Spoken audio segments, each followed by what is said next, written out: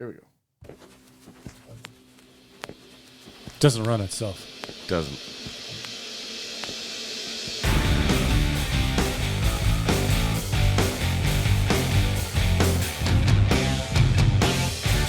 Hi, everybody, and welcome to the Picks and Sticks podcast, a fun music podcast where four great friends talk about the music, bands, and songs that they love.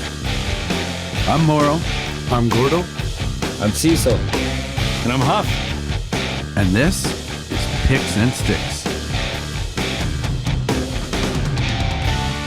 On this episode of the podcast, we bring you the big four grunge bands from the 90s. Oh, yeah, that was tremendous. Moro's dialed in. The boys are dialed in. At least, you know, you're looking good. I mean, I hope you guys are going to have to carry me. I'm a little banged up today. What happened? I'm not, I'm about 63%, I figure. 63. Yeah. There's room for improvement. Oh, dude. You know, if we would have, if we were recording this in the morning, like I was as close to death, I think, as I have been in recent memory. It got away on me last night, gentlemen. It did. Where'd you go? Went to a show. You know, I actually got out of the house. Wow. Went to the rock show. A little band they call 5 Alarm Funk, and Tremendous. band. You know what? It was just one of those bands that. So my buddy Jay and Will, we've been trying to get out to see more bands. You know, just get out because I mean, who doesn't love live music, right? We're all kind of in that. I mean, we spent our youth in dodgy fucking places and watching and just and show up and just Less than professional establishments. that's absolutely right. And sometimes you leave there and you go, that was all right or whatever. And sometimes, right, you go to some show, you don't know who it is, and you just never know. And you leave there and you go, holy shit, like that was great. So yeah, so Jay had never heard of the band either. He was in Vancouver visiting his brother, and his brother said, his brother's a big funk guy. Said, we're going to go and see this band. They're playing at the Commodore. And Jay had never been to the Commodore either. Commodore's still open. Yeah. Wow. Right? Like legendary, you know, Vancouver club, right? So anyway, they went to this show, and they just fucking blew the roof off the place. So then found out that they were coming to Calgary, playing at Dickens, which is... That's weird. Have you guys been to? Have you ever been there? I don't think I've been to Dickens. Cease? Like Midnapore Dickens? No, that's Dixon's. I know.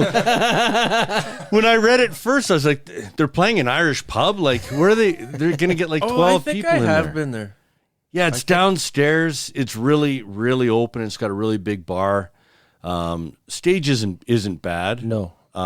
There's 8 guys in the band, so you need a decent stage. But anyway, man, it was it got away on us. We were jacked up to be out in public, out in the wild, and this band, it was honestly, you know, and a shout out to 5 Alarm Funk, a band that is one of those bands that is just way better live. And their recordings are great, the songs are great, but when you see them live and it's a performance, there's a lot of, you know, fan interaction, like audience interaction and shit like that. It was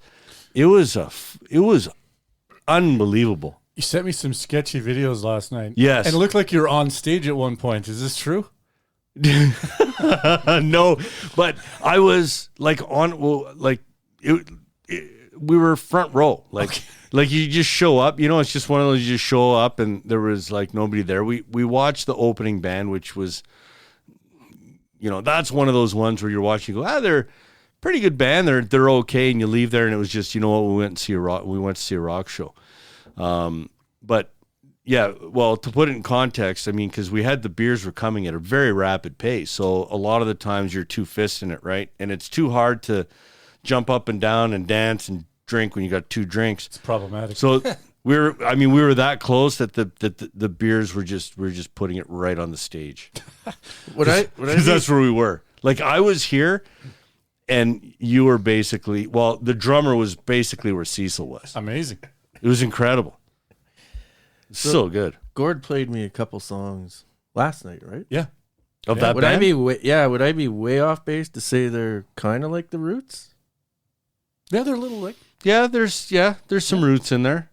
Yeah. You know, I've noticed a pattern too. I think by you going out with Jay and Will, you guys are either getting like devastating hangovers or COVID, and it's just one of those two things every time. That's 150 Well- years of life experience. Well, I might. Maybe like 100. 160. Close Yeah. To, yeah. Yeah. We're getting up there, right? And no, you're not wrong. And all I would say to that is, you're probably gonna have to wait a week or two to see if I checked off both boxes for this one. Great. Because I didn't get COVID the last time, but they did. And yeah, that was an absolutely crippling hangover. So anyway, if anyone, even if you're not a funk fan, if you love live music, check out this band. Like honestly, it's one of those events that, I'm a fan for life now. So I guess that's the purpose of playing live, right? You're out Right. there, you're doing your thing. There's about, I think it holds maybe 450 people. Really? Yeah. Huh. Yeah. So it's not as big as the Commodore. I think that's probably around 650, maybe 7, somewhere in there. But pretty good venue, man. And it was a good time. And they're serving king cans of PBR. So it was right in my wheelhouse. Oh, Jesus. It was unbelievable. Wow. It's like they rolled out a red carpet for you. Oh, it was a recipe for disaster, especially because before we went to the venue, so we went downtown and to get a bite to eat, right? So we parked and I look over and we were going to go somewhere else and there's a Hudson's right there. So we're like, all right, well, let's just go to Hudson's. Walk into Hudson's and it's like, I think it was $9 schooners or something like that. It was like, whatever that is, like 24, maybe 30 ounce beers. They're big. So, you put 2 of those back with dinner and then you head to the show and then you start with the king cans. It was absolute magic. And then you head to the throne. Oh, well, one guy I don't think made it. But Order chicken fingers and 2 schooners? Fuck it. oh, no, I had the throne for an hour. I had the Cajun chicken sandwich. Oh, dude. Spectacular. Is that a good decision? That was a great decision with the fries and gravy. So I had a really good base, although I was a little full. And then you start piling beers in there. It was a bit much, but it was okay. It was okay. So Right on. anyway, so that's why I'm not up to snuff here. But speaking of live music, Yeah, you look tip top. thanks, man. Yeah, it must be the poor lighting. Must be the poor lighting in the palatial studio. But speaking of live music, you read my mind, Morrill. Tell me about the Ozfest, because I had seen It was a online disaster. a while ago that Ozzy wasn't playing at Ozfest, but he was doing some virtual thing. So is the whole thing It was virtual? in the metaverse. Yeah. So you can watch the whole thing. So you can. So correct me if I'm wrong. So it's obviously happening live, and you can buy tickets and be wherever it is. I went into the metaverse and I wandered around. I watched for the whole about thing. 40 minutes. Really? And I couldn't find the gig. And you know what the metaverse looks like? I have And no I'm not- idea. I'm not even making this up. It looked like Bowser's Castle from like an early Mario Brothers game. He was really shitty. What? So it's an actual thing? Like, is it like a video game? Like, do you have a little character and you wander around? Yeah, he did. We would And I need watched him- hours for me to explain, but yes. It took like 10 Okay. minutes for him to pick his avatar. I'm like, dude, for Christ's sake. He's like, well, I'm just going to find the right one. Fuck. I'm like, okay. So I watched this for a while. Yeah, Then he yeah. picked a nice mohawk, I believe, to go with your bearded look. I just hit the random avatar. And then the first thing he says, oh, look, there's a chick over there in a bikini top. It's true. Like Princess Peach graphics? Like, right? No, the graphics No, they were- weren't. They weren't that bad. Now it's Leisure Suit Larry? But I wandered around trying to find the fucking concert. I couldn't find it. Yeah. But there was people standing there. I'm so So you have- confused. It was so weird. I'm so confused too. Like, I have so many questions. So Yeah. it's not like you just can't go on and it says like view concert and you actually. No, you gotta like wander around. Yeah, and he wandered up the some grounds are steps. huge. Like You can wander around forever. He ran up to this The Lemmy, statue of Lemmy. a statue of Lemmy. He found Lemmy. Outside. It was weird, and then it wasn't interactive, so he tried to find the concert, and I don't blame him. I wouldn't have been able to find it either. They're in this like central foyer with a bunch of other people. Yeah. Just like running into each other and stuff. No one knew it was happening. Now, did you have to pay for this? No. Nope, it was 100% free. Other than your time. Well, I've learned, and I think next time I'll do research before I go into the metaverse, so I know where I'm supposed to go. There's like a band playing. Like what? It was. What are you going to see? It was Ozfest. So Megadeth was playing Ozzy. Where are and then they playing? Had Motorhead. California? No. So actually, I logged in today, and today was like hip hop funk day. Okay. And there was this. Ooh. I can't remember the guy's name, and there was this. I found actually the screen where the live performance was, and it was really cool. So you wander around. It's kind of like The Sims, right? You wander around as just universe, and then there was these screens, like, which would have been like standing movie at screens. It would have been like Okay. standing at a drive-in theater, like a screen like that in this virtual world, Okay. and it's playing on that. Now they were just playing a Megadeth video. That's the only thing we found, Yeah, we but found. it was like an actual video. We found the Megadeth video. Hello, me. I think that was the before. Meet the metaverse me. I wanted to see it. Black Label Society played Yeah. but How I did couldn't figure it out. How did Motorhead play if they only have two guys? It was all speculation, and I have to look it up. They were saying someone was going to Hologram? play, and it was going to be holographic. Like that Tupac from how Yeah, many years ago? exactly. That was fucking, Yeah. that raised like the hairs on my arms when I saw that. That was unreal. That's one of the greatest things I've ever seen. Really? Come with me, Hail Mary. It was awesome. Fucking awesome. Anyway. There was a lot of hot chicks there. Hey, look in bikini. I'm like, dude, that's a fat. Leisure That's a suit fat. tomorrow. That's a fat dude. You know, that's a fat dude, right? That Yeah. ain't a chick in a bikini. That's, I know, I'm with you. See, Oh, I'm so lost. the look on your face is exactly what's going on in my head right now. I'm like, I don't get it. So we're gonna have to figure that out. But I want to. Did I ever tell you the story about Poker Stars? No. I went into I have the Oculus, right? So I'm like, poker's fun, but I'm gonna go into like Poker Stars VR. Okay. So they have. Do you have to wear goggles, or is it just? Yeah, you gotta wear Okay. a headset. Okay, you need the so headset. I go into Poker Stars VR, and they put you into this like practice room, kind of like this place where you can walk around, play slot machines and stuff. Yeah, yeah. And I turn around.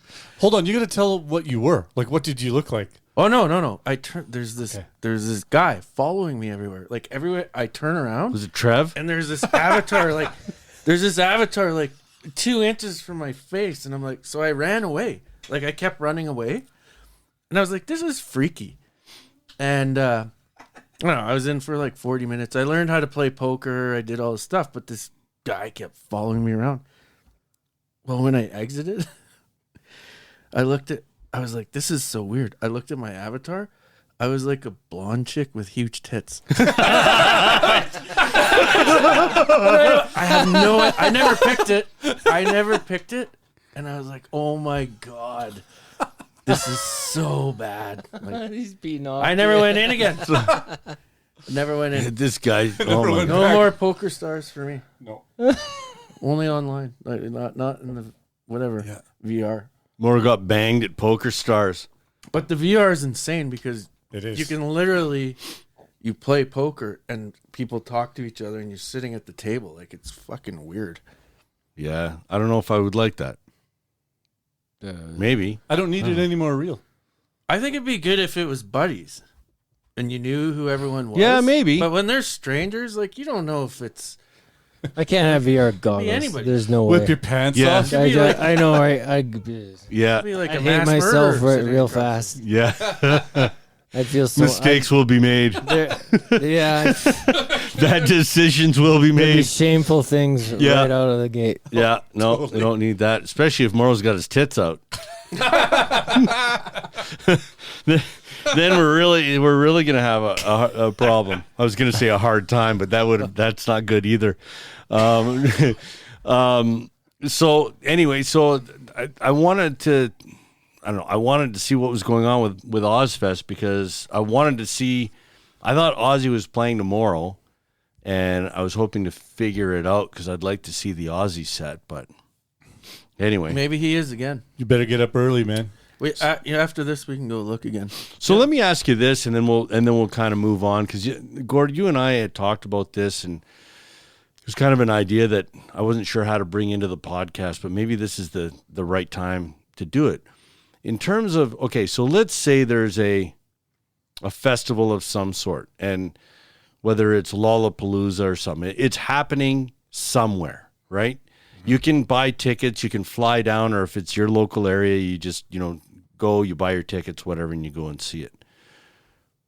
Would you, if you could buy a ticket online, whatever, it's $30, $50, whatever it is, and watch it live on TV, would you do that? And would that not make more sense for artists as a way to sell more tickets, so you don't end up with a Woodstock situation where you got 1 million people sitting there, and it's more control? Like, would you do that? I guess we kind of did it with Foo Fighters, except we didn't have to pay for it at the Wembley thing and that Clutch Festival. Well, would you do that if the quality was good? I would. We did the Jerry Cantrell thing, and it. Yeah, it was awesome. We that's sat right. here and I watched. thought it was phenomenal. We got to sit right here, and it was phenomenal. It's it neat wasn't 'cause- like being there, but It was cool too because he was playing like at a small club, like Yeah. a small theater, maybe 100 people, 200 people tops. Yeah. So it's kind of intimate, but then able to broadcast that made it pretty cool. Yeah. I'll do that in a heartbeat. I mean, they've done pay-per-view for like Woodstock '99. Yep. I don't know if you've seen that. Yeah, yeah. documentary where Yeah. it all went wrong, but Yeah. I'd forgotten that was pay-per-view. Yeah. So it's not like that new idea. I don't know why they don't embrace it more. Me either, because I think, if they're doing a tour, different story. You can't have that thing broadcast at every single venue. But if you did, their download festival and well, that's when we saw like that. The Clutch one. Yeah, the Clutch one. When you can see, because there's some stuff on YouTube, and it's good if it's produced and released by the promoter or by the whoever's releasing them. The fan shot video on your Samsung or on your iPhone is dog shit. The sound is shit. Yeah. It's jittery. Like, that sucks. But if it's like when it's high quality and you can watch it, like when we watched that Sacred Reich with the professor. Professor taking you to school. That was unbelievable. And I don't understand why they don't do more of that. I would shell out. You don't have to charge $100 or whatever, but I just don't understand why they wouldn't do that, particularly for the big festivals. Yeah. I just think it's a shift in music culture, really. Like the old school bands, like even Foo Fighters, like they made their way by touring. Yeah. There's a lot of newer bands that barely tour, and they're still popular and they're still making money. Yeah, they'll play live here and there, but they don't like tour. Yeah, I just think it's it's like almost when Napster came and then music went digital and there was that shift. Yeah. I think it's the same thing because I believe you can see a great show virtually. 100%. I would have there's said some- no, but but there's some you can't. But now I'm a fan. I didn't think I would, and that the Clutch one changed my mind. The Wembley Stadium Foo Fighters one for me, that's when the light bulb really turned on. And I was like, wait a minute. Like if there was like Lollapalooza or something where there's a band that is going to play that you would love to see, and it's a festival and you may not have another opportunity to see it, and you can pay $30 or whatever.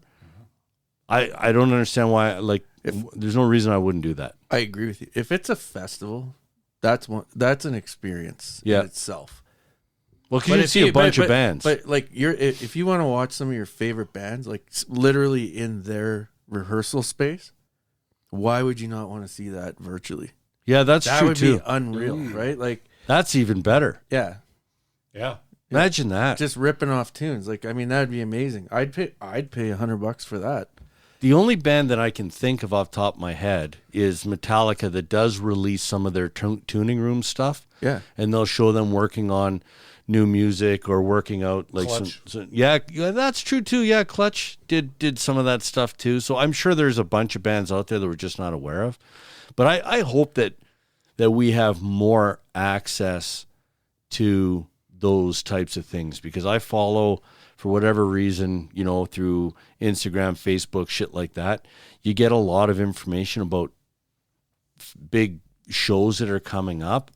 And if you can, like why wouldn't we, let's get together and watch these 4 or 5 bands that are playing on Saturday or whatever. And I don't know. I couldn't That's agree with you fucking awesome. more. That's a great idea. I Right? couldn't agree with you more. I don't know why they don't do more of that. The Wembley Stadium thing, again, it pisses me off that it's not available, and maybe it will be somewhere down the road. But the quality on that and the level of just the quality of musicians and the people and the bands and the artists and stuff that they brought out was off the charts. But people will get together to watch Survivor. Yeah. Or TV shows. Yeah. Like I the other day I got invited to a Yellowstone party. Apparently Yellowstone is kicking off this Sunday. Yeah, new season. And I'm like, really? Yeah. So how could you? You're 100% right. Why not do that with music?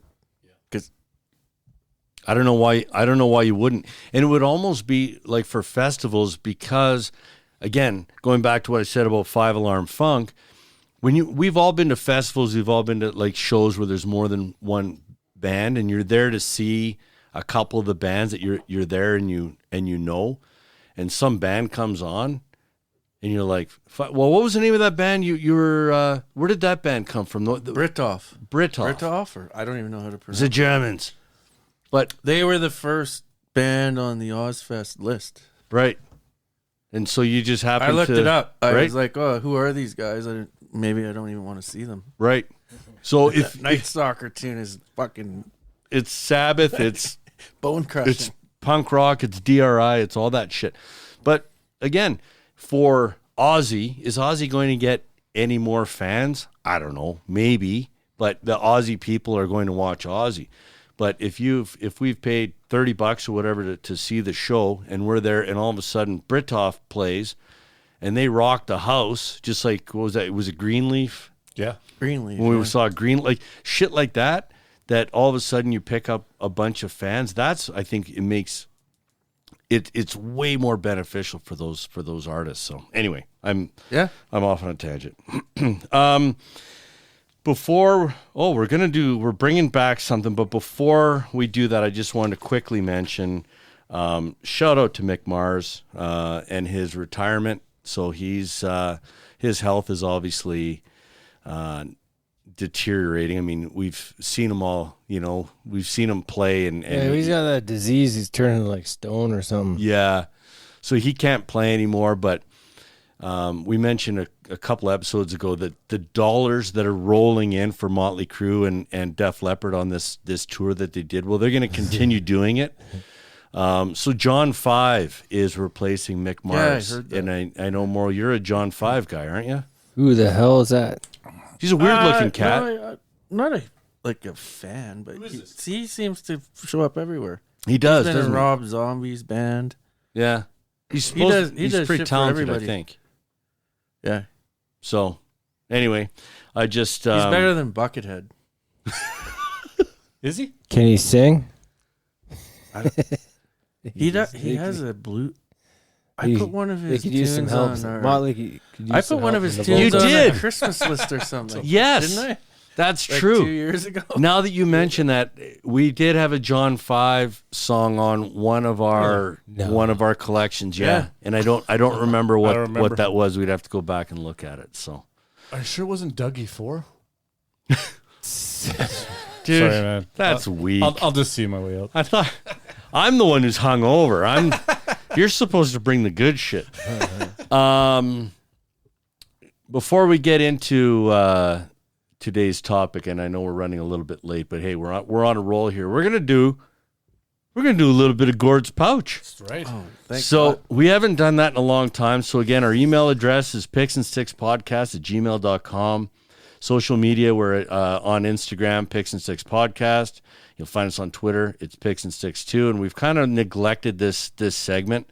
But Gordon and I were chatting the other day, and he had a couple of things come through that we thought were kind of funny. So why don't you take that away? We got a couple emails regarding our last episode, the Pearl Jam episode. Check that one out. This, and I don't know if this is a first. This could be you. You help fact check. Oh, just wait. What? Gord's pouch. Oh, nice. We got production value. yeah. Look at this. The budget's been increased. So you help me here. This is from Steph. Besides Carlin's mom, have we had a female? I don't know if we Yeah, have. we have. Have Our we? first emailer was a female. Was it? Okay. Yeah.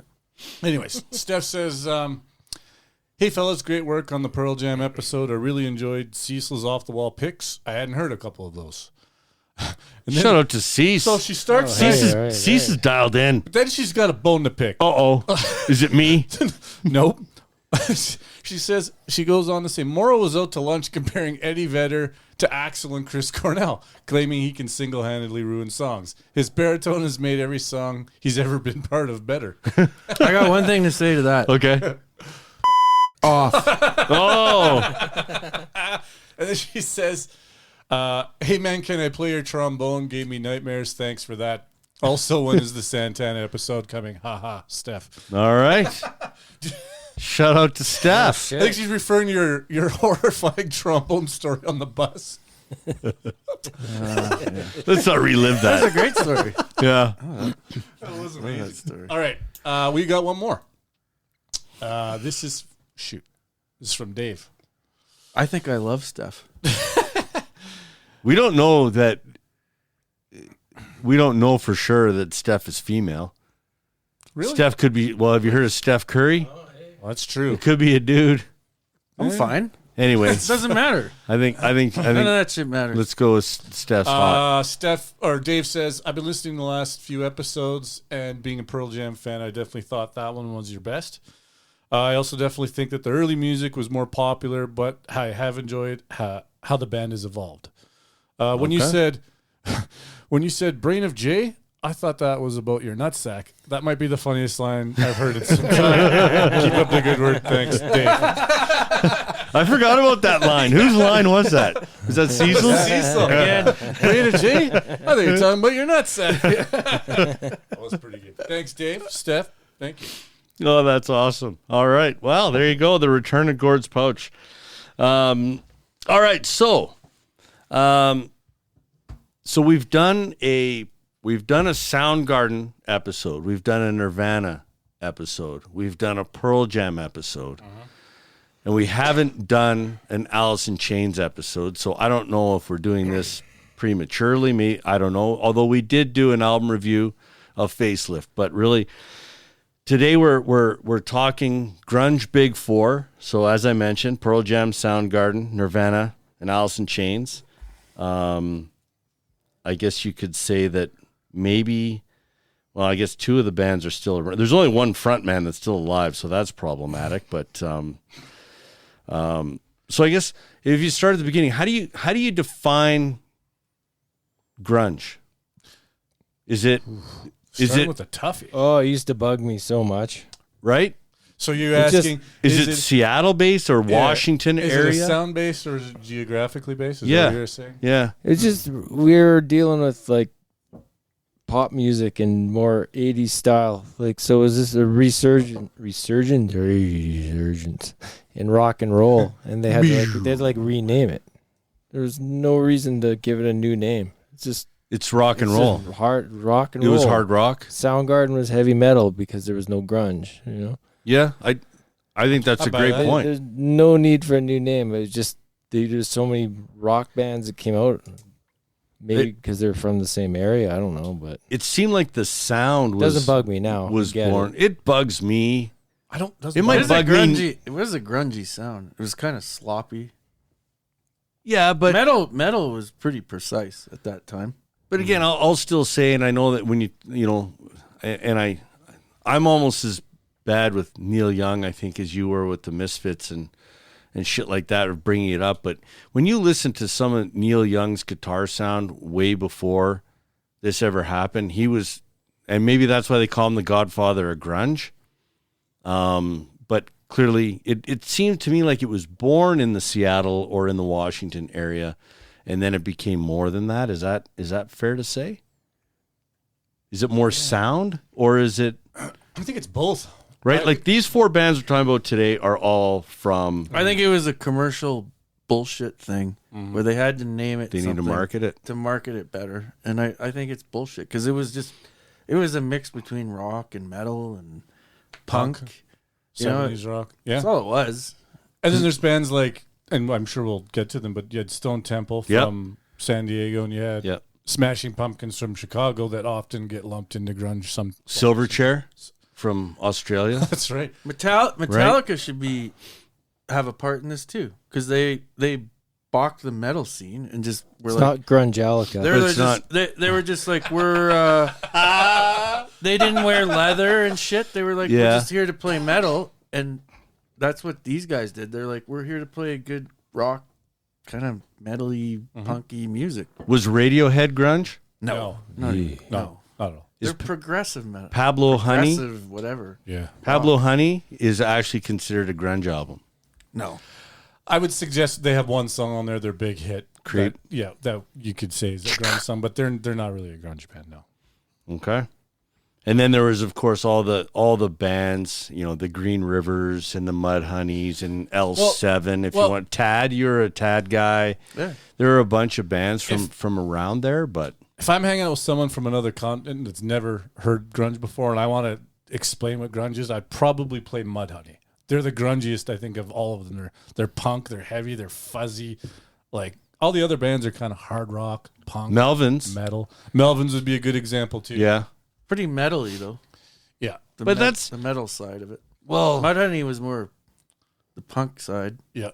But that's what's so funny. Again, going back to what Cecil just said, like it was a return of metal, and maybe someone invented a new pedal. Maybe the fuzz face was the big addition that everybody ended up buying, and they recreated metal. But like when you listen to Soundgarden, like Bad Motorfinger's a metal album.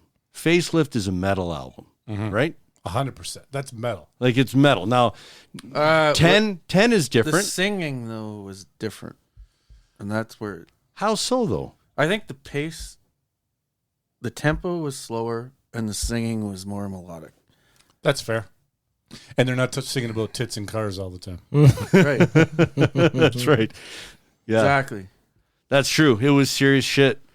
But yeah, I was trying to, because then the question, I was looking back at the metal Big Four that we did, the thrash metal Big Four, and the question was, are these the right four? Should it be five? Is it, whatever? And I think in this case, again, when you talk about Big Four from album sales and stuff like that, it's probably the right four, but I don't know if you would. I have an egregious omission. Okay. The Stone Temple Pilots to me, they have 2 albums that belong with all of these, in my opinion. Their first one was Core. Yeah. Mm-hmm. So you're talking about that one? And Purple. And Purple. And Purple. I would agree. And Tiny Music, to me, I love that album. Some people don't, but I like that. I think it fits. I used to love it. I wonder what their album sales are. And that, you know what? We just added another Who's band, that? and we still only have one living front Stone man. Temple or the Yeah. other bands? Yeah.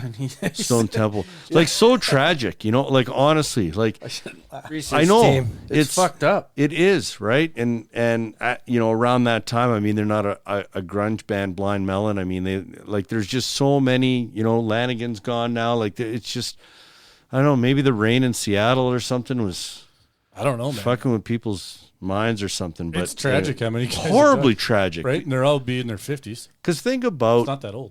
think about the frontmen Oh, look at Jimmy. of these bands. He left us early. Yeah, Jimmy. 40 million. Stone Temple Pilots. They sold 40 million. Worldwide, yeah. That's a shit ton. That's pretty decent. Soundgarden was around 30. Alice in Chains around 45. And Pearl Jam was like 85 million. And then Nirvana was like 75 million. Wow. With just those 3 albums. Yeah, essentially. 4, I guess. Yeah. Wow, that's bananas. So yeah, I don't know. Maybe Stone Temple Pilots belongs in there. Although, again, I don't know if I've ever considered them to be a grunge band, but they were certainly popular around that time, right? Definitely. Yeah, they were.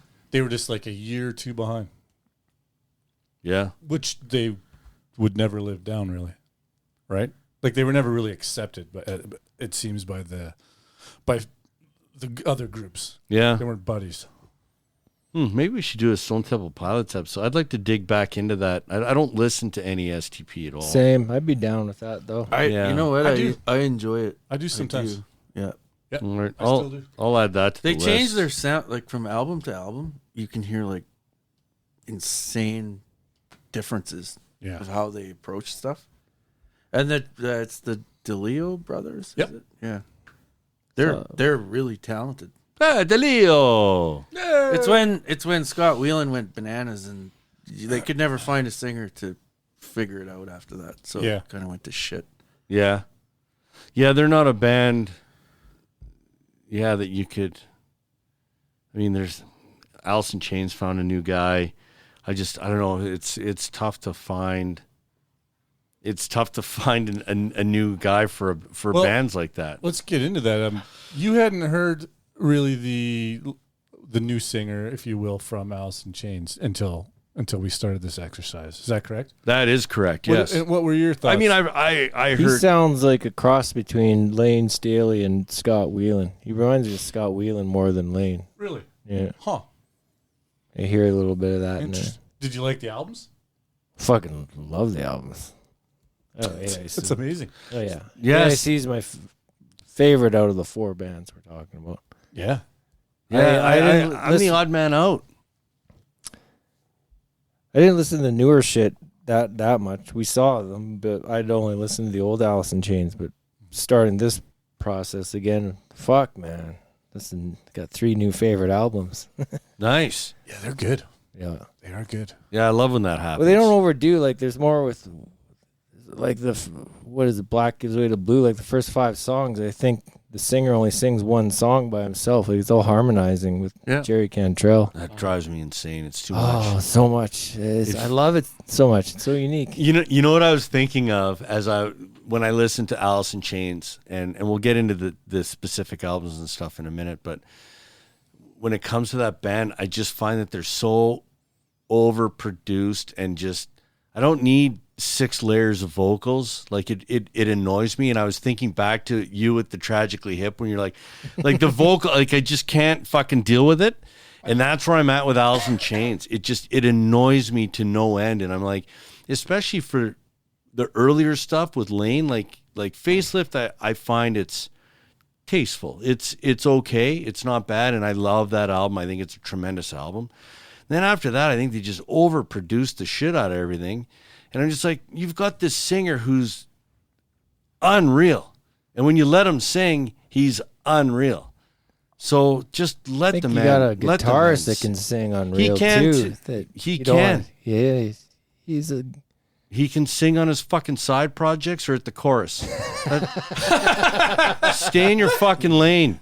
Stay in your lane. He's got an amazing voice too. He does have a good voice. I don't dispute that. But do we have? I don't know where the 6 layers comes from. There's only 2 guys. Well, And they're not. it sounds like I'm listening to fucking Crosby, Stills, and Nash. That's what it sounds like to me. They're No, guys. You know what? This is gonna get heated. It's just 2 guys.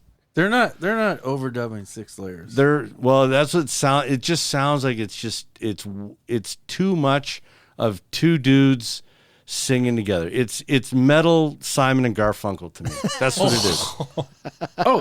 Wow. There's no question they're harmonizing. It's too much though, is what I'm saying. It's too much. Let the boy sing because he's really good at singing. Yeah. And the guitarist is really good I at playing get it. guitar. They're just not your cup of tea. They're not. It's okay. But it's sad to me because Facelift is phenomenal. So you have Facelift on your list. We'll Yeah, get to yeah. the But list. there's as much harmonizing on It's Facelift not as as- any other album. It's not as much, and it's not as in your face. I don't know. I can't explain if it's a production thing no, or it's not. I'm not sure what it is. But they're not the same It's to not. me. It's not. I can only tell you what I'm hearing, It's not. and what I'm hearing is it's annoying as shit. It bugs me. I don't understand it. Give me a song that I bugs love you. it. Like, well, we were doing like Angry Chair and Yeah. shit like that. Angry Chair is so monotone and so annoying. Like it's like nails on I a won't put you on the chalkboard. spot and ask you to sing. with barely any harmonizing. It's like, Fucking dude, right. so whiny. Like, fuck off. Oh, I love that song. I'll take Eddie Vedder any day. Oh my! Oh, hell no. It's fine. Alice in Chains isn't for everyone. Clearly, you're not one of them. I No, I'm not. I recognize good talent when I see it, and I do too. I never said that they weren't talented. I just think that it's too much harmonization. If I want that much I don't know. It's just not. It's not metal. Well, they did a good job finding a new singer that works with the formula. Like, big time. fuck. Does Cantrell sing more lead Now he vocals does, on yeah. the new stuff? It seemed to me. Yeah. Yeah, probably. For the first 2 albums, for sure. Yeah, because that's kind of the way it seemed to me. But I honestly, again, I have a hard time distinguishing, between Lane and Cantrell in those sometimes I don't know who the hell's singing because they are. I found it harder with the new stuff. Yeah. To decipher who's singing. But now that I've listened to it enough, I Now you tell. know. Yeah. It's not a one man front man. Facelift was the closest they had to that, Yeah. but after that it was 2 men. And Lane told Jerry, he's like, "You're too good a singer. We have to sing together." That was his thing. Yeah. Well, But hey, then they're popular. But then Jerry's, I don't know. Greg Huffman doesn't like it when we sing together. Maybe we shouldn't do this. I'm sure they had that conversation. I'm gonna fucking stab you. God damn. I'm sorry my opinion doesn't match yours, but I'm just saying it just seems it's for someone listening to it, and I'm certain I'm not the only one in that camp. No different than Like, no excuses from Yeah, Jar but of you know- Flies? but you know it's what? It's okay. Yeah, like fucking Jar of Flies is brilliant. Oh, it's amazing. Brilliant. That's a good. There is some harmonization on No Yeah. Excuses, but I think the rest of them. Well, what's that? Fuck, man. Anyways, the guitar intro. Or Nobody They're does a little that. more individual Name a band on that those. does it in that sort of realm. There's not one. Maybe because they're not talented enough. or they don't want to be annoying. Maybe they knew It's just not that talented. it's too enough. much. When it's too much, it's too much. You're right. There was even in Pearl Jam. There's not a lot of backups You happening. can't. No. No. or rhyming. Like Dave Grohl would back up Kurt Cobain, but only in the or rhyming. Yeah. Like Grohl was really good at backing up Cobain in the studio, but Yeah. he didn't sing a whole bunch live. Yeah, and I'd venture to say the vocals by far in Soundgarden are far more annoying than the vocals in any Alice in Chains. Never was bothered by that till Huffman fucking brought up the Chris Cornell thing. Like, What? He never got under my nerves, but I can listen to a lot of Soundgarden, and it starts to be a bit too much Chris Cornell, and I love Chris Cornell. I mean, it's your fault. So Well, so, and so I now, didn't mean now to- you put them on a pedestal compared to Alice in Chains, I never did. and their vocals are far less sophisticated. So I don't understand that. No backup singing there. There's nothing. I No, never, zero. but I never, He backs himself up. I never said that Cornell can't wreck a song. I freely admit that, so I'm not sure what you're saying. I never said that Cornell's like the greatest singer of all time and he's perfect. I think he's got some You said that he can songs- wreck songs. He No, can. but you And- hate Alice in Chains, I don't agree, and but you love Soundgarden, and I don't think they're that far apart. Because out of the 4 bands, those are my 2 favorite. So I find it weird. That's all. I can find, but if you're talking about, and again, you know, we're kind of mixing albums because we're kind of talking about albums today. We'll get to that part. Albums and bands, right? So when I look at it, like when I listen to an album, I can listen to Facelift from beginning to end for whatever reason. I think it's an absolutely incredible album. That's the most amazing part to me. And then I listen to Dirt, and I want to hang myself. Wow. I can't. It's super depressing. I but can't. Well, I it can't. is, I but can't that's- listen to But it. that's the way it's written. I know, but It's a dude in like it's. You got to take it into the context that it was written. okay, but that's not what we're talking about. We're not talking about. Are we going Rick Beato, and we're gonna Well, start no. talking about the brilliance No, and the I chord progressions, or are we just talking about albums and bands that we like? They were in a headspace, and that's what came out. And I find it absolutely phenomenal. You don't like that headspace, so you don't like it as much, which doesn't matter to me because you know what I mean. Like Where are you at with the it's Rooster? got a vibe to it. It's got a vibe to it. It's not the most positive, uplifting album. No, it's not. It's not like I told Merle the other day. It's not driving the panel with the top down fucking music. Like I'm not throwing dirt in too often. it doesn't cross the line like where it's super depressing lyrics, but it doesn't make you depressed or me depressed. Do you like the Rooster? Not really. No. Oh, I'm trying to think of songs off that album that maybe aren't quite as harmonized, but maybe that's not one. I don't know. I think Wood might fall into that a little bit, but I don't know. And that's why that is the problem that I'm having is that I can't articulate and I don't even know why. Because you and I have had this conversation over the last 3 weeks, and every time I keep saying I can't tell you why it annoys me. I can't. So when I'm sitting here, like I said, I can't give you a good explanation other than when I listen to it, I want to stab somebody. I don't like the album. I guess mission accomplished. Oh, And I can't believe you don't like that album. There's not one bad song on that album. I find It's so it's so good. Rain When I Die. Rain When I Die That is vocals there. There's no harmonizing on that one. None.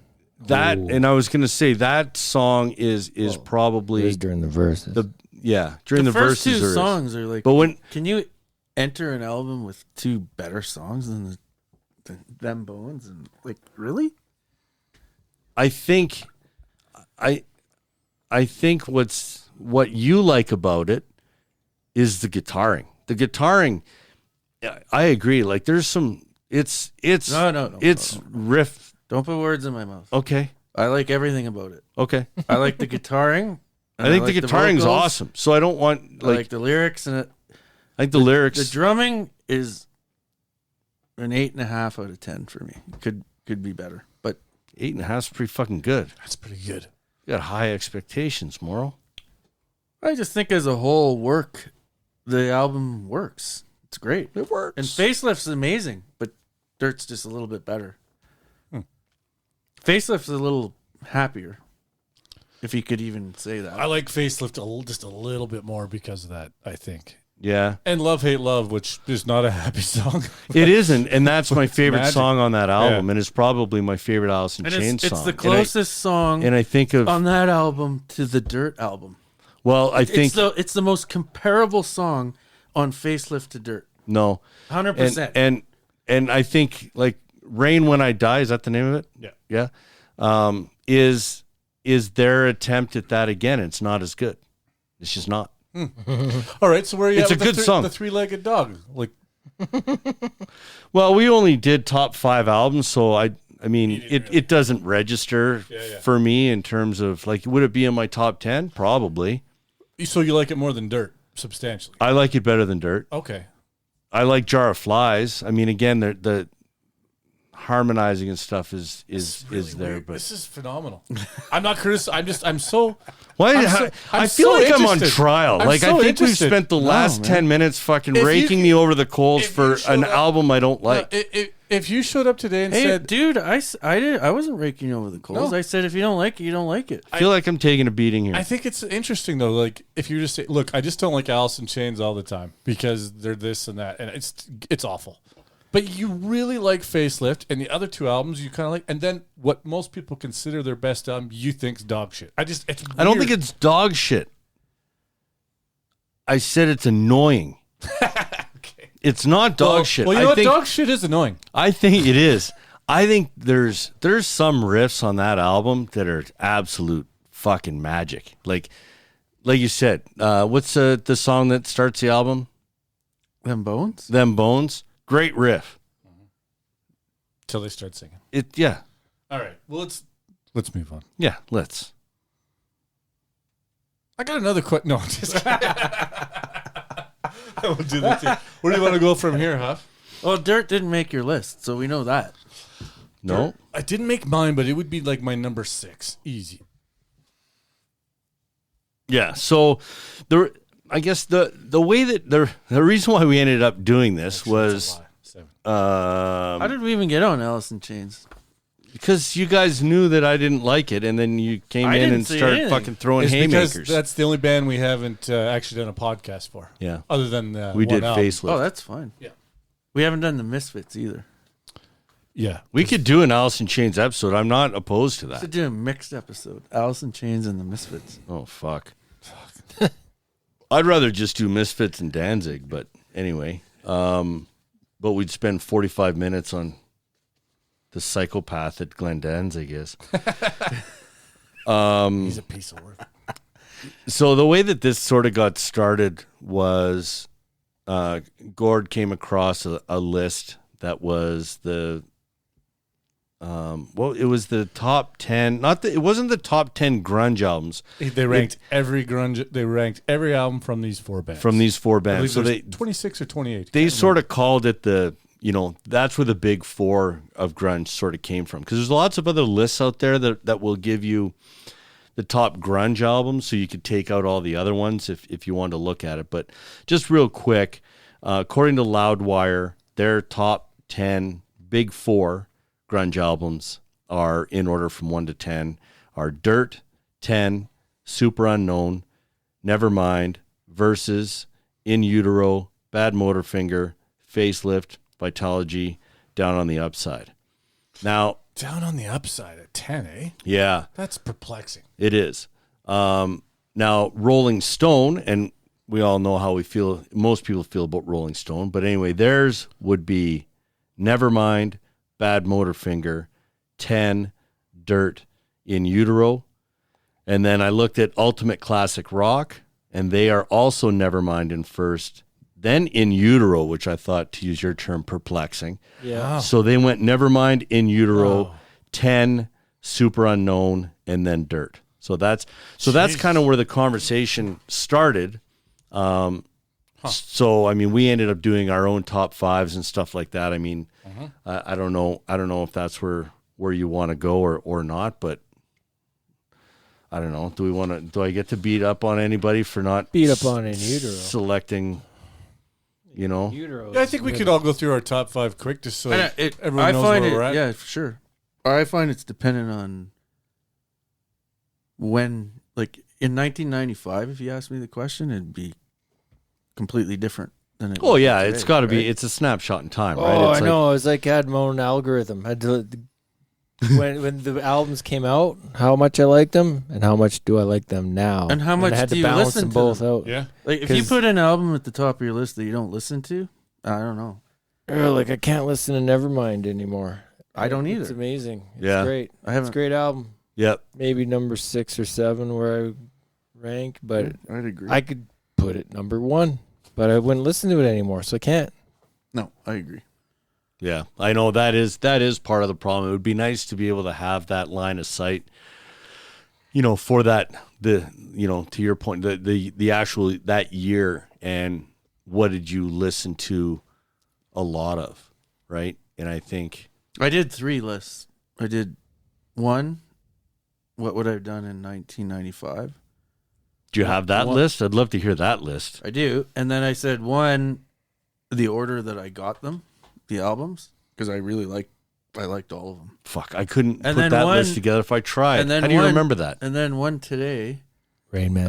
what I listened to today. So I did, but I had to find the balance, right?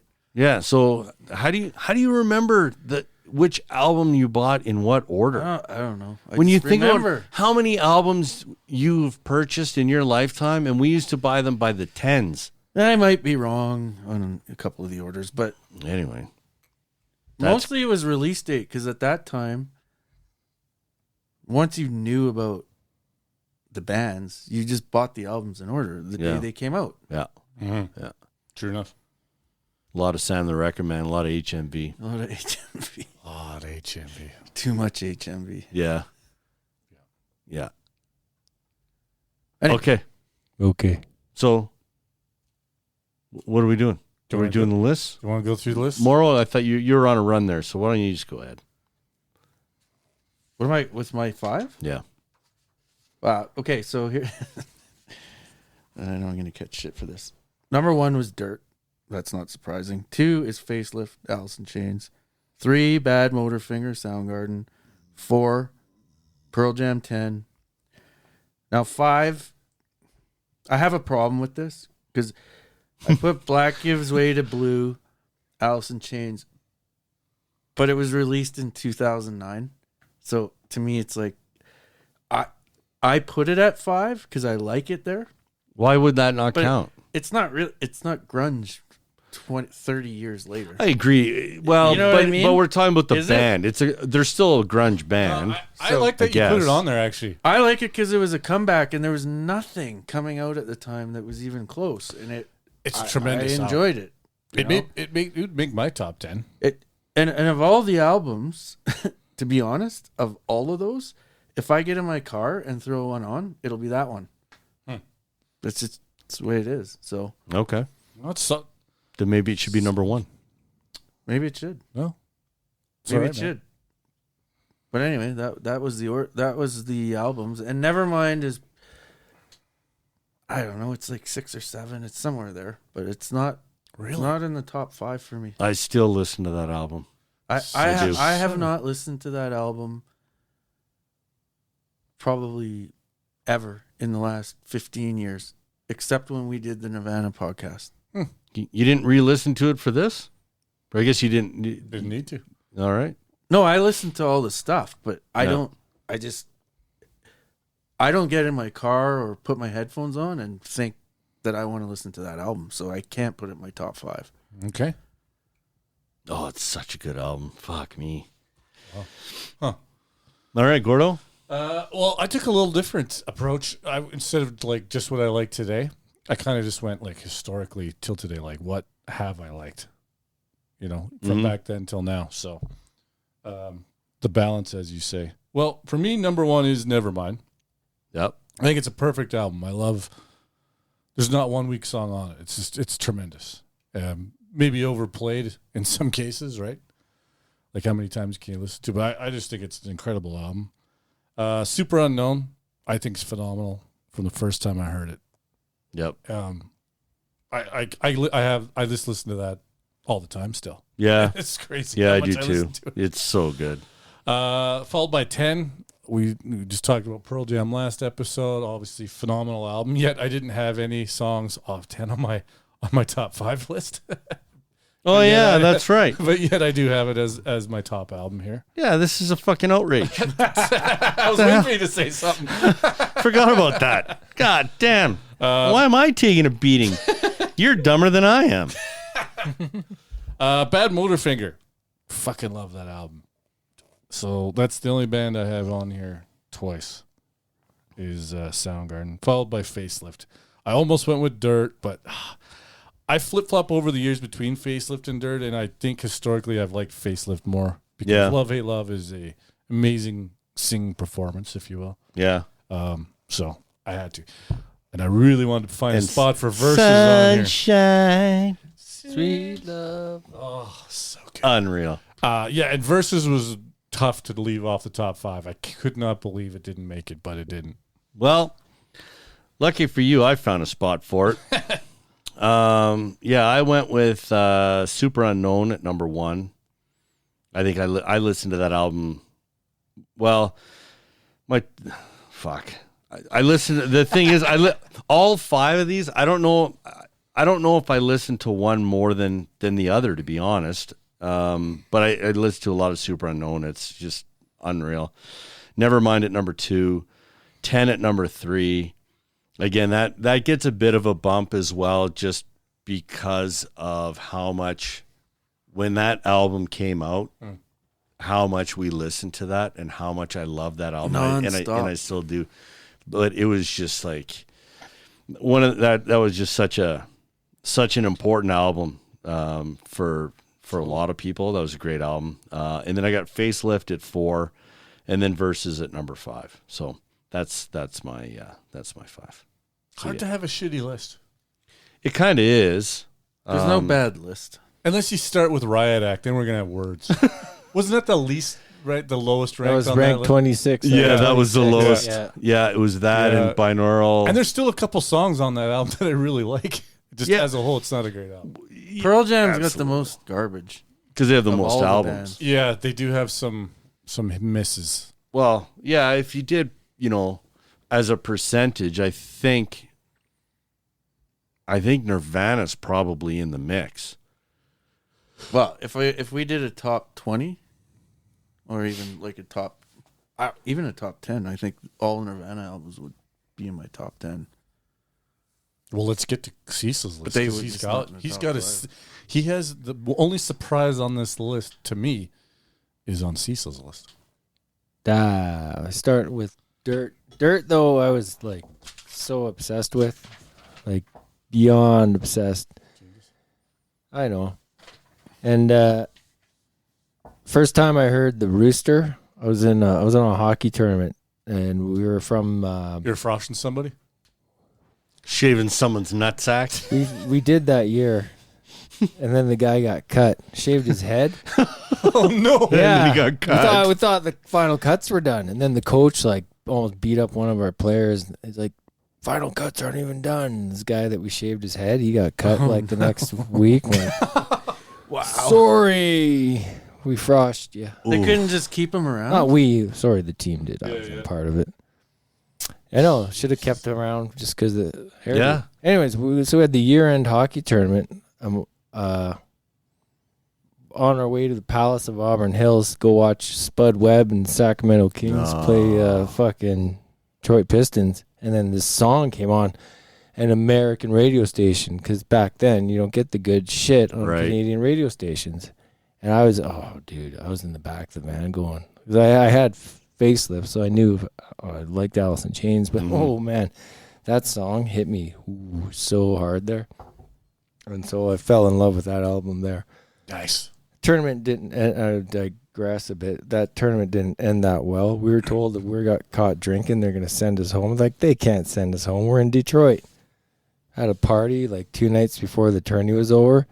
Fucking coaches come. There's 5 of us just smashed. We had the whole team. We had the other team. We were playing the next day in the semis. So we had 2 teams partying in our room. Coaches show up. There's only 5 of us left. The freaking debacle left behind from 2 teams partying. They sent the 5 of us home, made us pay our own plane tickets. Next day, drove us to the airport 2 days early. We had to fly home. We had to pay for these fucking tickets. What a bunch of dicks. I What know. team are you on? The Dicks? The Dicks. The only good part, though, all the other dudes' parents are waiting at the airport. Mine were on holidays, so I got home. I got to go. Anyways. Sorry. Just continued partying. I'm on a tangent. Next is the Facelift, Alice in Chains. Yep. Got that tape from my sister. Heard it. Tape. Love it. Yeah. I love the tape. Good. Heard it. And I'm like, who the fuck is this band? They suck. I hated it at first. Yeah. And once I absorbed it, it was fucking amazing. Just sound too different. Next on the list is 2 Soundgardens. Yep. Super Unknown. Super Unknown. That was more of like how much I listened to them before. I haven't listened to them much lately, but fuck, replaying that album now. Fuck, I love it. Yeah. Yeah. Tremendous. Battled back and forth. Bad Motorfinger is next. Mm-hmm. That could have flip-flopped that. And then my final one.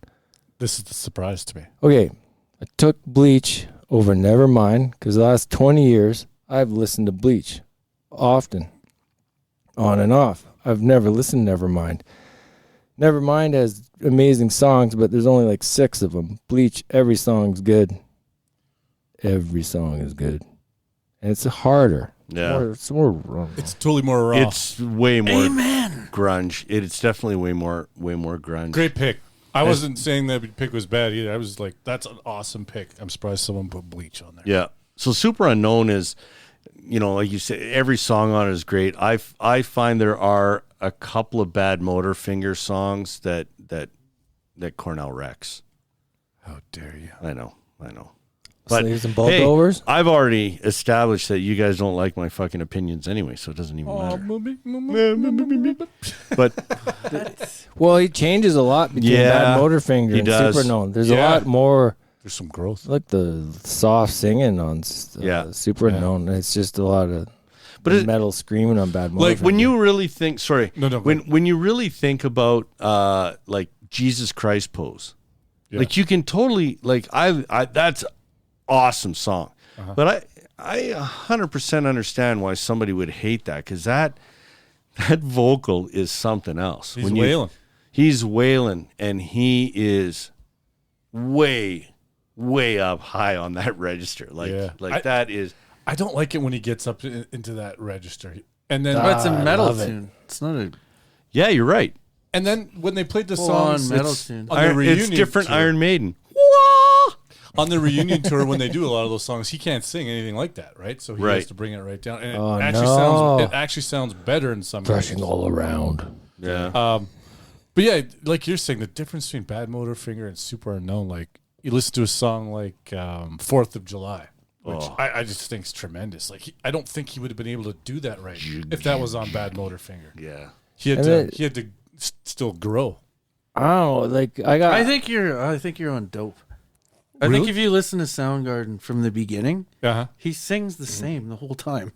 I There's songs on every album where he goes in the low and the high. Like I think he controls I his don't high know. way better as the I years don't progress. understand what you're talking about. I think he controls his high pitch much better as the years go on. He just doesn't go like it's more. He's hitting better notes and he's doing it at the right time. He does both on everything. I don't know what to tell you if you don't understand singing. I don't have enough time to explain it to you, but I feel like there's a shift. I find- There's something. I do too. There's a little bit of a shift at Super Unknown, but it's not. it's not like a switch flip. I just found No. he controls it better. And so the singing on that album, I don't think he wrecks any songs on Super Down Unknown. on the upside and whatever King Animal, that's way different. But Super Unknown is still pretty. There's still some songs on there where he wails. Yeah. Oh, 100%. Yeah. But I don't think there's any. I think what, to Gord's point, maybe, again, I don't want to put words in his mouth, but I don't think there's that, Jesus Christ pose. Like that to me is, yeah, he still wails and stuff, but that whole song is, for someone who doesn't like Soundgarden, they say, I can't stand that. I hate that. That is, and I would go, yeah, I totally get that. That was the hook for me. I saw Right. that video on Much Music. I'm like, who the fuck is this awesome band? Right? That video was crazy, That was crazy. right? But Rusty Cage. yeah, I love Rusty Cage. oh, that guitar riff is fucking Good enough for Johnny Cash to cover. You know what I appreciate about them is the transition was starting to happen where bands were starting to write shorter songs. These four bands not necessarily, but Soundgarden was still pumping out a few like 6.5 minutes, like Sleeves and Bulldozers and shit like that. Yeah, I appreciate that. yeah. Who's the best guitarist out of the bunch? Kim Thale. God, that's a hard. That was a quick answer. See, she piled in there quick. Sure. I can answer this. Shreds. Can I answer this 3 ways? You can do whatever you want. Best team of guitar players by far, Pearl Jam. My favorite guitar player is Kim Thale, but the most underrated guy is Cobain because he's the only one that's doing lead vocals too. And I think he was a really good guitar player. Nah, he's terrible. And he's a lefty. He was holding the guitar wrong.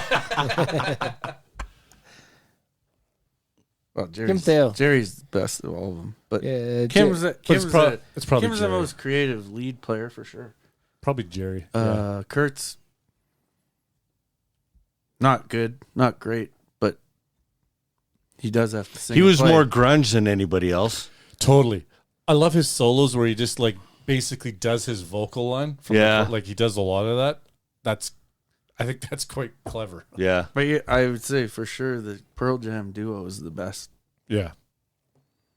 But Jerry's probably the best. You're right. Did you see that? Did you get a chance? I sent you that McCready thing through Instagram today. No, I did not. You should watch that. We'll watch that after. Fucking magic. Yeah. What else? I don't know. That might be it.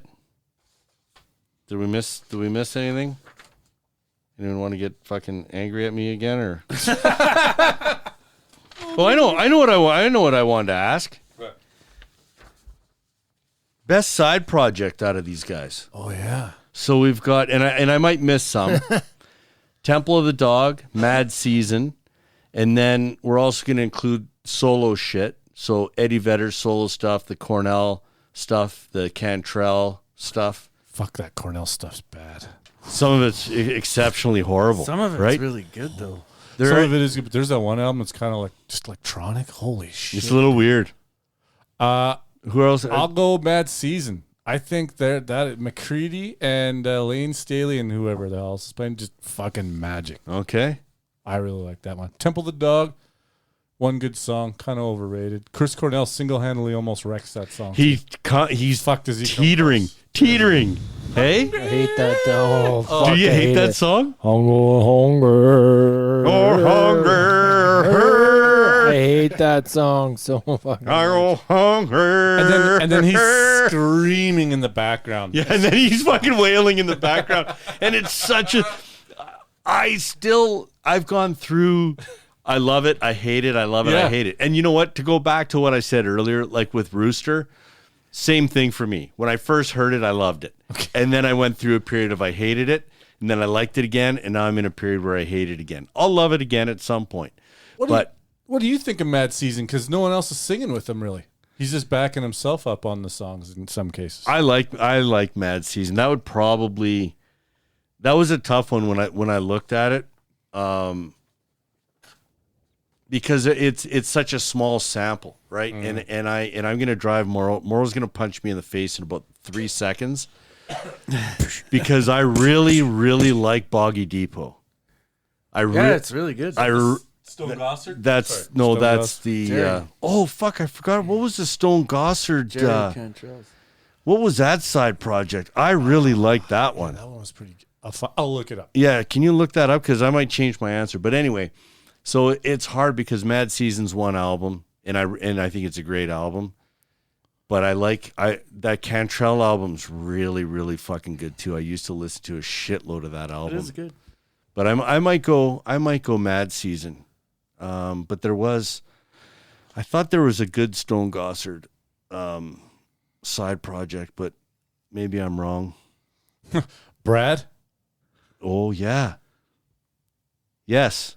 I would pick Brad over all of these. Brad Season? It's just Brad. That's his side. Yeah, see, aside from the song you guys made fun of, the Temple of the Dog album's good. It is good. Yeah, it is Yep. good. It's pretty good. I like Hunger Strike though. I'm still in that. It's not my favorite song on the No, album. it's not, and it's even funnier when we. But there's some really good stuff on it. Like decent. If you could just turn Cornell It's your back Creed, up singing that's your off. Creed voice. When it is. Oh, no, I'm going hungry. But when Cornell starts fucking wailing in the background, it's awesome. It's so good. But it's comical. Like, it's kind of funny when you listen to it now. But that was a huge fucking hit. Huge hit. That was a big song. I think they sold That came out before boatload of those 10. albums. It wasn't my That was the favorite first thing song Vedder either. was on. What? I believe they had recorded 10, but that Temple of the Dog came up before 10. You I lie. think you're on dope again. Yeah, maybe. it's a dope talking. That could be high. You know what? Let's go with it. You might be right. I don't think so though. No. You know what? I think it was right after. He said it. It's got to be fact. Or maybe it was recorded before 10 and then it came out after. That's Maybe. what it was. It was recorded. Yeah. Yeah, maybe. That was the first thing they recorded with his band. Then they did 10. But Temple of the Dog came out after. That's what Okay. Or I could just be completely full of shit. Which is great too, because that's what we do, and I enjoy when we just really just. I mean, that's what this is. We're just having a conversation. Most of the shit we've probably said so far is wrong anyway. Terrific time in music, though. Like, we're lucky to live through that. Like, it was such a great shift, as you said, back to like some 70s. Flannel style and rock. long johns, man. It's unbelievable. Like, dudes wearing wool socks with shorts in the summer. That's what I'm talking about. oh, You know what I'm saying? my buddy. Well, Mike Bradley, he didn't wear pants for like 10 years. Yeah. just In those fact, baggy I don't even shorts. think he still wears pants. I think he's just shorts all the time. He's like my metaverse Right? avatar. He's wearing shorts. just shorts, man. It's like 25 above, no problem. It's shorts. 25 below, still shorts. That's amazing. But it was right. It was the Doc Martens and the wool socks, and then the long underwear, but wearing shorts. And Docks in the fucking winter. Hey? Those soles freeze. Birkenstocks in the summer. And the complete like See. death knell for hair metal. Like hair metal just fell away, right? oh, It was still there behind the scenes, but just wasn't. Nothing like it was. they kind of killed the genre. Like At the least- white lions and rats of the world were not Warrant pleased. kept releasing albums. Of course they did. Yeah, Cherry Pie. yeah, Remember Warrant Cherry Pie? What was that, like 91? yeah. I think they might have snuck that one out right before the wave of really good grunge shit. Because I mean, it was now whether or not you want to call a band like Bush a grunge band, but they kind of came out of that. Again, they're from the UK, so it's completely different. But they like there were so Bush many. is coming back. There's so many. In both Didn't we both just do one of their songs and it was good. And they've got See, another Bush is coming back. there's another song that's really good too. But you're right. In more than one context, Bush is coming back. But there were so many Never fully though. there were so many. Would you stop talking? There were so many bands that came out of that were good bands. Like it was Candlebox. Unbelievable. Didn't think you were going like that. Great, another great band. Candlebox. Ugly Kid There's Joe. There's too many. I was reading an article that it was Neil Fallon, Yeah. and he was pissed. He's like, you people that want bands to sound like they used to are fucking idiots. He goes, bands progress. He goes, you want to live the good old days? Then you're just a nostalgic cunt. It's basically what he was saying. What happened to the fucking? Jesus. What, Jimmy? Why is Jimmy so worked up? Stick to your He jokes, was worked bro. up because people are like, well, why don't you sound like you used to, or this and that? And he's Yeah. like, you know what? Bands progress. Yeah. I think it's the same thing. Sorry, was that Kimmel Neil. or Fallon? Neil Fallon. Oh, Neil Fallon. Neil Fallon. Sorry. Holy fuck. From Clutch. But it's interesting because bro. I think we lived through one of the best times ever in the I agree. 90s when we were just like music was amazing. Next to the gigs were 60s and amazing. 70s, we probably got the best, generation, if you will, that like to live through that kind of a music movement. It was fucking awesome. So I keep searching for that music that Yeah. maybe it's coming back. I don't think it ever is. Yeah. I think it's gone. I think Something new will come, but it's not the same. I think the generation that came right after us had it kind of shitty. Like, because watching that Woodstock 99, and I'm like, really? Korn, Limp Bizkit? These are the two bands. Like, Yeah. it That was hard to watch. That Yeah, that was a, it wasn't the creatively best time. Like, I'm not shitting on those bands, but they're very similar as a sound. I just don't see it. that Woodstock. I wore my was awful. Hitman shirt Oh, and my it's flannel for like 7 years. Yeah, dude. It was perfect. I could always find you in a crowd. Yeah. I knew exactly what you were wearing. Uniform. Yeah. Oh yeah, I had the flannel jackets. Yeah. Insulated. Fucking Yeah, right. dude. With I the s- flannel shirt underneath that. I still rock flannel jackets. Yeah, you do. Fucking right. Yeah, you do. brother. Not tonight, but No? yeah. Anyways, yeah, it was a great time. Good tunes. Great tunes. Great tunes. Great bands. You seen Sammy Hagar's little internet show? I don't know No. what it is. He's got a traveling Fuck, everybody's got a fucking show. I have. music So- show. So he travels and He just think I briefly watched it. recently did a where was he? Doesn't matter where, but he did a little bit with Jerry Cantrell and Nancy Wilson from Heart, Oh, no shit. and they replayed what was it called? Brother. Yeah, where she sings on the Sap. Oh, cool. The EP. I forgot about that E EP. That EP, like, it's not a side project, but it's got that Am I Inside with Mudhoney Singer.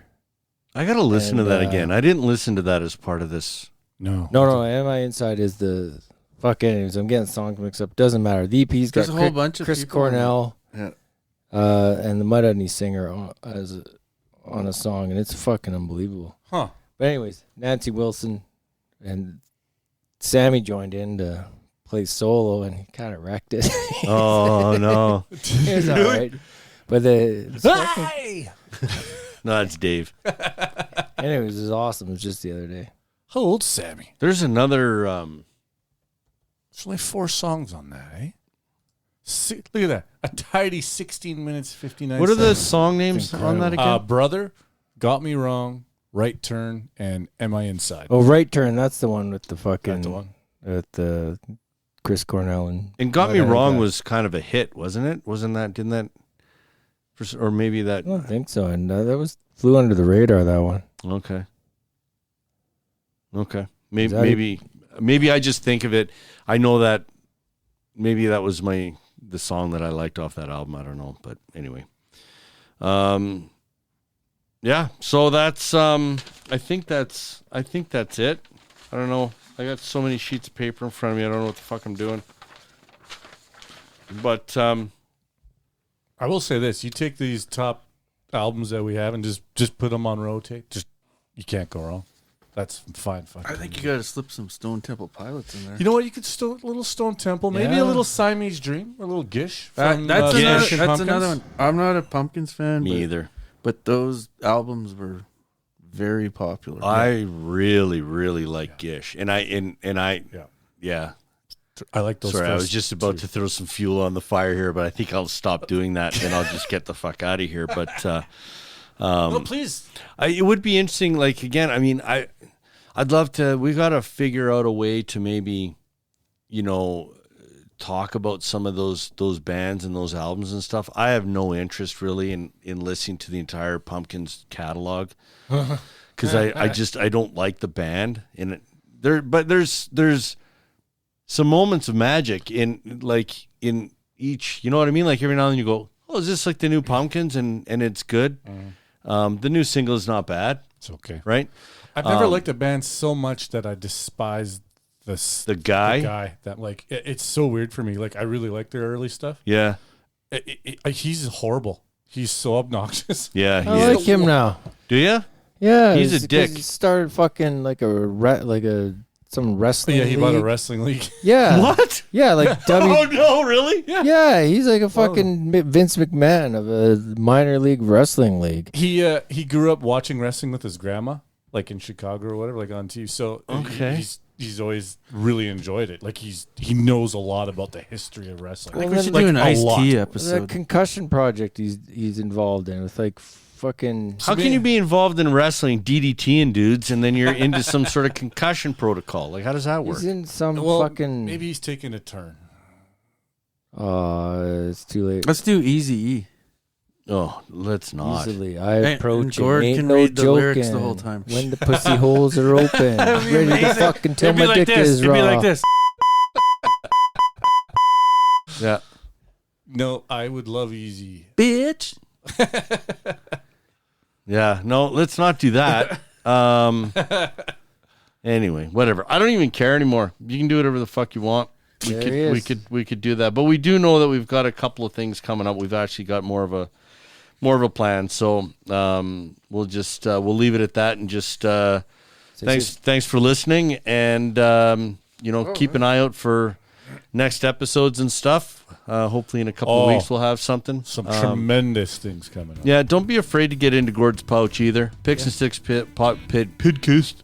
Picks and Sticks Podcast at gmail.com. So yeah, thanks for listening. Until next time. See ya!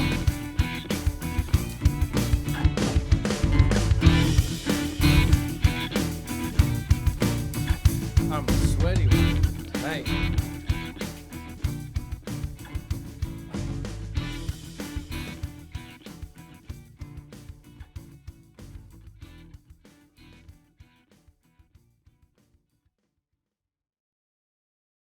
Tell right away. You're a little off.